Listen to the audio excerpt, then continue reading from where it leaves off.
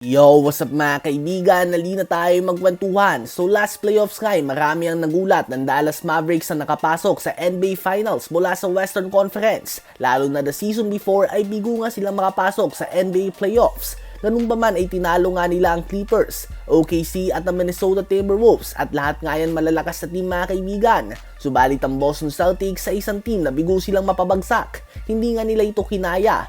Disente pa din ang pinakita ni Luka Doncic, subalit si Kyrie Irving nga ay halos isang game lang kung saan maganda ang kanyang pinakita sa buong finals. Kaya naman sa kanyang Twitch livestream ay binanggit niya nga na nakaabot nga daw sila sa NBA Finals for a reason. Lagi niya nga daw sisisihin ang kanyang sarili, sa kanya nga daw magsisimula ang lahat. Hindi nga daw maganda ang kanyang pinakitang performance sa NBA Finals at kinakain umano siya nito ng buhay in a healthy way dahil nananatili nga daw siyang motivated. Babalik nga daw sila mga kaibigan dito. Day by day lang nga daw, subalit oo, ang pangit nga daw sa pakiramdam na matalo.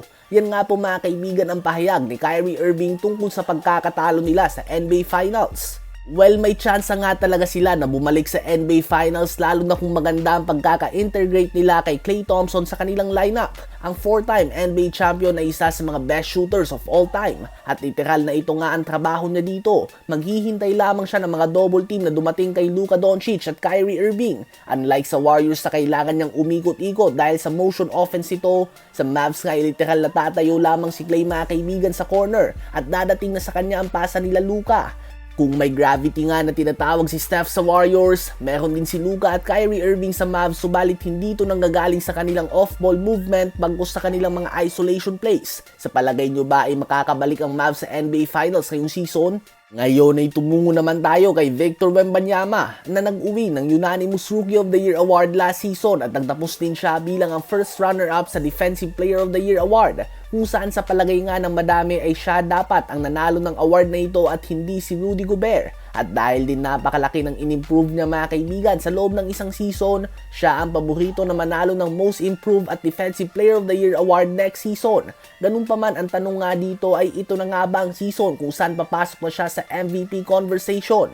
Dahil statistical wise ay wala nga tayong na makikita na katulad niya kung saan posibleng mag-average ng 25 points, 12 rebounds, 5 assists, 4 blocks and 2 steals per game. Mukhang nakadepende na lang nga talaga ang lahat sa magiging record ng San Antonio Spurs next season at kanyang kalusugan. Kahit nga ang stats sa pinakita niya last season ay sapat na ito upang mapasama sa usapan ng MVP. Dahil bagamat hindi ganun kataas ang kanyang puntos, bawing-bawi nga ito sa defensive stats. Sadyang nasa dulo lang nga talaga ang kanyang team, isang bagay na understandable as a rookie. Ang huling sophomore o second year player na napasama sa MVP conversation ay si Luka Doncic, kung saan napasama na nga kaagad siya sa All-NBA First Team. Sa palagay nyo ba ay si Victor Wembanyama na ang susunod?